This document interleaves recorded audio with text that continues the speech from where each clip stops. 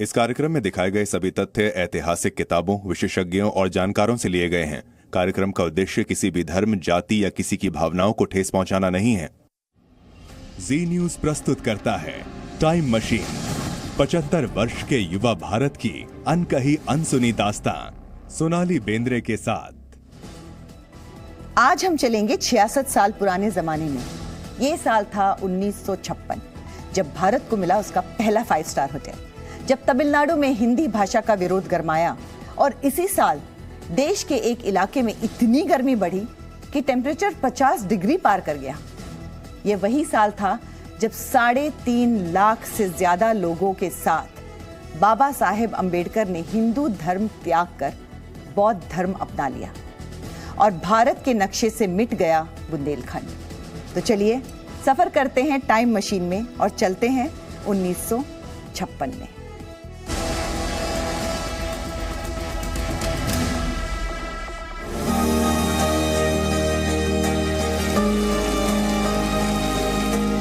लंबी इमारतें और शाही महल के जैसा दिखने वाला ये होटल उस विरासत का हिस्सा है जो आजाद भारत से चली आ रही है। दिल्ली के चाणक्यपुरी में बना होटल अशोका न जाने कितने यादगार पलों का साक्षी बना है। जानते हैं, इसी अशोका होटल से जुड़ी है पंडित जवाहरलाल नेहरू की यादें, क्योंकि इस होटल का निर्माण उन्होंने ही करवाया था। लेकिन ये होटल क्यों बना, इसकी वजह शायद ही आप जानते होंगे। वो साल था 1955, जब यूनेस्को का 8वां शिखर सम्मेलन था। पंडित नेहरू को सुनने के लिए पेरिस में बड़ी गहमागहमी थी। दुनिया के ताकतवर देशों में नेहरू को एक तिलिस्माई नेता के रूप में देखा जाता था। हालांकि भारत को लेकर दूसरे देशों के मन में संशय था कि शायद भारत वो उपलब्धि हासिल न कर पाए। भाषण देने के बाद नेहरू ने यूनेस्को का 9वां सम्मेलन भारत में कराने की पेशकश की। 2 दिन तक कोई निर्णय नहीं हुआ, फिर हामी भर दी गई। लेकिन इस सब के बीच नेहरू के मन में एक बड़ा सवाल था, वो ये कि आखिर विश्व के इन दिग्गजों का स्वागत भारत में कैसे किया जाएगा, क्योंकि इनके खाने लायक न 5 सितारा होटल सुविधा है और न कोई 5 स्टार कॉन्फ्रेंस हॉल। आखिरकार नेहरू देश वापस आए और उन्होंने अपने इस सपने को साकार करने के लिए अशोका होटल को 1956 में बनवाया। जम्मू कश्मीर के राजकुमार कर्ण सिंह द्वारा सरकार को दान दी गई 25 एकड़ की जमीन पाकलैंड पर होटल अशोका का निर्माण किया। मशहूर आर्किटेक्ट E.B. डॉक्टर की अगुवाई में अशोका होटल का पूरा खाका तैयार हुआ। 10 महीने 28 दिन बाद 1956 में होटल पूरी तरह तैयार हुआ। 3 करोड़ की लागत में बना भारत का ये पहला 5 स्टार होटल था। 5 नवंबर 1956 को नेहरू ने होटल अशोक के कॉन्फ्रेंस हॉल में यूनेस्को की 9वें सम्मेलन में अतिथियों का स्वागत किया।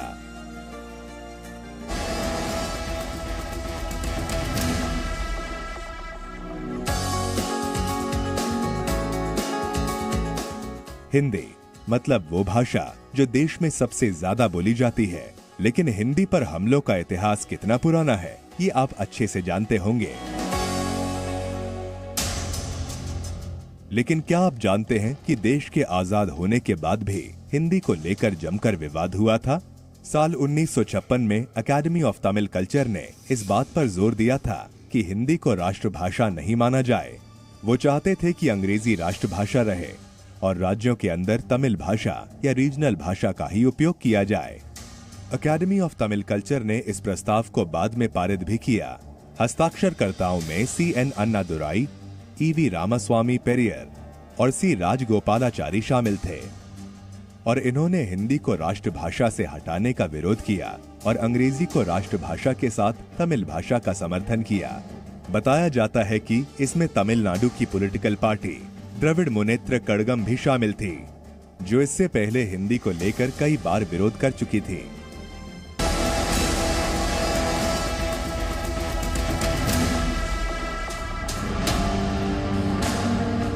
आजाद भारत की गाड़ी का पहिया धीरे धीरे पटरी पर दौड़ने लगा।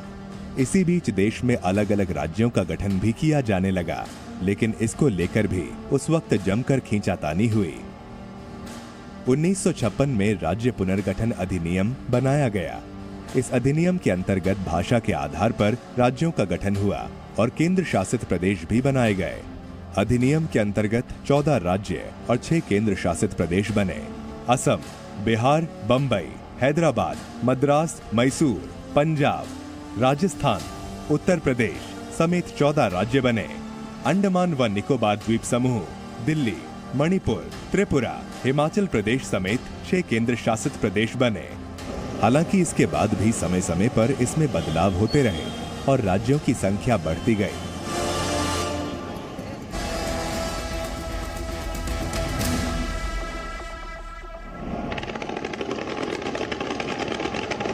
ओलंपिक्स मतलब खेलों का वो महामेला जहां की जीत बेहद मायने रखती है और ओलंपिक में भारत का प्रदर्शन हमेशा से ही 7वें आसमान पर रहा है। आजादी के कुछ साल बाद यानी साल 1956 में देश का सीना गर्व से चौड़ा करने समर ओलंपिक्स के लिए ऑस्ट्रेलिया गए शमशेर खां इकलौते पहले भारतीय तैराक थे जिन्होंने मेलबर्न में 1956 के समर ओलंपिक्स में भारत का प्रतिनिधित्व किया था।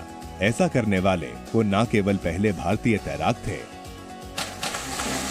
बल्कि उन्होंने क्वालिफायर लिस्ट में 5वां स्थान हासिल किया और ब्रेस्टस्ट्रोक और बटरफ्लाई दोनों में भाग लिया। दिलचस्प बात यह है कि उस वक्त शमशेर खां को भारत सरकार से मेलबर्न जाने के लिए सिर्फ हवाई जहाज के टिकट्स मिले थे। बाकी का बंदोबस्त शमशेर खां ने खुद किया। उन्होंने ओलंपिक के दौरान अपने खाने, रहने और अन्य खर्चों को पूरा करने के लिए सेना से 300 रुपए का कर्ज लिया था। भले ही शमशेर खां ने ओलंपिक्स में कोई मेडल नहीं जीता, लेकिन उन्होंने इस कंपटीशन में 5वां स्थान हासिल कर सभी को गर्व का एहसास कराया था।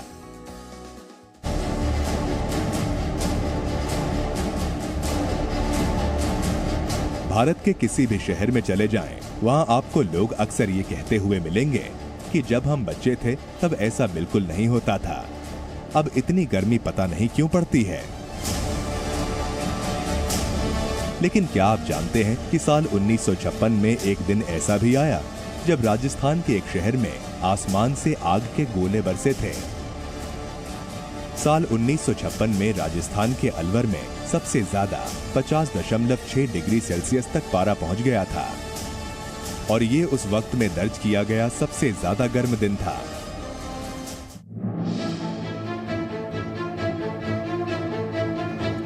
संविधान की नींव रखने वाले बाबा साहेब भीमराव अंबेडकर ने देश में बदलाव की क्रांति लाने में कोई कोर कसर नहीं छोड़ी थी। लेकिन ये सवाल अक्सर उठता रहा है कि उन्होंने हिंदू धर्म छोड़ने के बाद मुस्लिम या ईसाई धर्म के बजाय बौद्ध धर्म ही स्वीकार करने का निर्णय क्यों लिया? हिंदू धर्म छोड़ा ही क्यों? 1956 में अंबेडकर ने अपने 3,80,000 साथियों के साथ हिंदू धर्म को त्याग कर बौद्ध धर्म अपना लिया था। 1950 के दशक में ही बाबा साहेब बौद्ध धर्म के प्रति आकर्षित हुए और बौद्ध सम्मेलन में भाग लेने श्रीलंका गए। फिर 14 अक्टूबर 1956 को नागपुर में उन्होंने अपने लाखों समर्थकों के साथ बौद्ध धर्म ग्रहण किया। 1935 में ही बाबा साहेब ने हिंदू धर्म छोड़ने का ऐलान कर दिया था, लेकिन 20 साल बाद उन्होंने बौद्ध धर्म स्वीकार किया। फिर भी एक सवाल ये था कि धर्म परिवर्तन करने में उन्होंने इतना लंबा वक्त क्यों लिया? दरअसल अंबेडकर ऐसा कोई भी धर्म स्वीकार करने के लिए तैयार नहीं थे जिसमें ईश्वर या ईश्वर के बेटे, पैगंबर या खुद ईश्वर के अवतार के लिए कोई जगह हो। इसी कारण उनके द्वारा अपनाए गए धर्म के प्रवर्तक गौतम बुद्ध एक मानव है। उनका मानना था कि बौद्ध धर्म एक मानव धर्म है जिसमें ईश्वर के लिए कोई जगह नहीं है।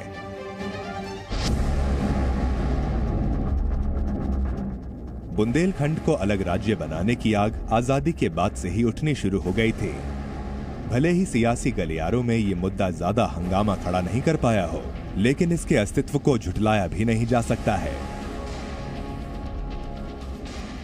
35 रियासतों को मिलाकर बनाए गए विंध्य प्रांत के अनेक राजाओं ने एक दूसरे का विरोध शुरू कर दिया, जिसके बाद विंध्य प्रांत को बघेलखंड व बुंदेलखंड में विभाजित कर दिया। संविधान सभा ने 12 मार्च 1948 को किया था गठन। 8 साल 7 महीने तक बना रहा था बुंदेलखंड राज्य। कामता प्रसाद सक्सेना पहले मुख्यमंत्री बने थे। कहा जाता है कि नेहरू सरकार ने बुंदेलखंड राज्य को बनाए रखने की प्रथम राज्य पुनर्गठन आयोग की सिफारिश को भी खारिज कर दिया था। इसके बाद 31 अक्टूबर 1956 को बुंदेलखंड को समाप्त कर दिया गया और बुंदेलखंड को उत्तर प्रदेश व मध्य प्रदेश के बीच विभाजित कर दिया गया।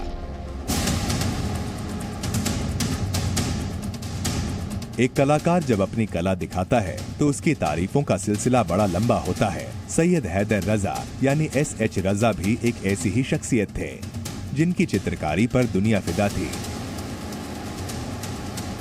अपनी पेंटिंग से SH रजा ने लोगों का ऐसा मन मोह लिया कि दुनिया के दूसरे देश भी उनकी कला को नमन करते थे।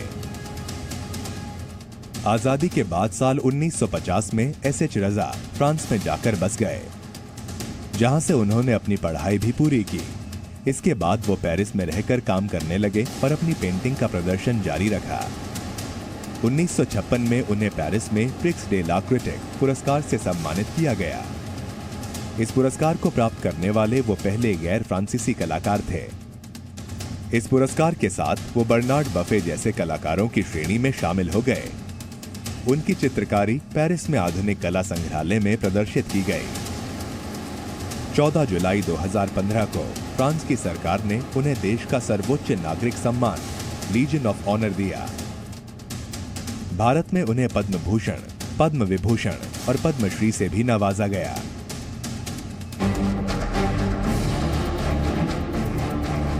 साल 1956 में आई एक और तबाही का मंजर देखा गया था। ये तबाही गुजरात में कच्छ के पास अंजार में आई थी। आजाद भारत के बाद गुजरात में आया ये दूसरा बड़ा भूकंप था। 1956 का अंजार भूकंप 21 जुलाई को 3:32 UTC यानी यूनिवर्सल कोऑर्डिनेटेड टाइम पर आया। इस भूकंप से सबसे ज्यादा नुकसान गुजरात के छोटे से शहर अंजार में ही हुआ। उस वक्त इस भूकंप की तीव्रता 6.1 मापी गई। इस भूकंप से उस वक्त करीब 115 लोगों की जान गई थी और 254 लोग घायल हुए थे। भूकंप से अंजार शहर और इसके आसपास के इलाके अधिक प्रभावित थे, जिसमें करीब 2000 घर क्षतिग्रस्त हुए थे, जिनमें से आधे अकेले अंजार शहर में थे। आजादी के महज कुछ सालों के भीतर देश में नए नियम और कायदे कानून बनाए गए और इन्हीं में से एक कानून साल 1956 में आया और ये कानून था पॉलीगैमी एक्ट यानी बहुविवाह वाला कानून। दरअसल पुरानी सदी में राजा महाराजाओं के साथ साथ किसी भी शख्स को एक से ज्यादा शादी करने की आजादी थी। अक्सर देखा गया कि राजा महाराजाओं की कई पत्नियां हुआ करती थीं, लेकिन आजादी के बाद इस प्रथा पर 1956 में फुल स्टॉप लगा दिया गया। 1956 में बहुविवाह यानी पॉलीगैमी को देश में अवैध करार कर दिया गया। ये कानून बहुसंख्यकों पर लागू किया गया। टाइम मशीन में ये साल था 1956, यानी वो साल जब भारत 9 साल का हुआ था। कल जी न्यूज पर इसी वक्त मैं सोनाली बेंद्रे आपको फिर ले चलूंगी टाइम मशीन में। हम जाएंगे 1957 में। आजादी के 75 साल के मौके पर don't miss the special series on Zee news जिसका नाम है टाइम मशीन। और देखिए मेरी नई सीरीज द ब्रोकन न्यूज सिर्फ ZEE5 पर। Till then take care and good bye. Amrit Mahotsav के प्रारंभ होने राष्ट्रपति